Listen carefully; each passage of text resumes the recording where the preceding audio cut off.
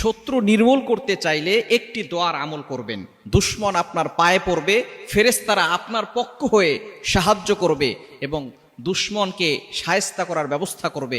আল্লাহ পাক রব্বুল আলামিন আপনার জন্য ফেরেশতা নিযুক্ত করে দিবেন একটি দোয়ার আমল করতে পারলে। এটা নবীজি সাল্লাল্লাহু আলাইহি ওয়াসাল্লাম নিজে শিক্ষা দিয়েছেন।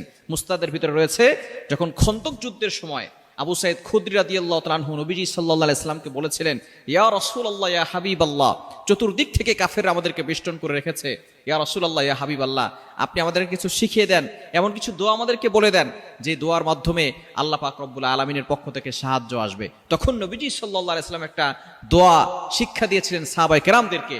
তখন সাহাবায়ে কেরাম যখন ছোট্ট এই দোয়াটি পড়েছিলেন, আল্লাহর পক্ষ থেকে সাহায্য এসেছিল এবং সকল মুশরিক যারা ছিল, কাফের যারা ছিল, আল্লাহ পাক রব্বুল আলামিন ফেরেশতাদের মাধ্যমে মুসলমানদেরকে সাহায্য করেছেন এবং তাদেরকে শাস্তির ব্যবস্থা করেছেন।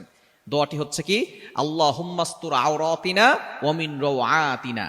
খুবই ছোট্ট একটি দোয়া, আল্লাহুম্মাস্তুর আওরাতিনা ওয়া মিন রাওআতিনা। এই দোয়াটা আপনি বেশি বেশি পড়বেন যখনই দুশমন লেগে যাবে। মনে রাখবেন, নবীজিরও কিন্তু দুশমন ছিল।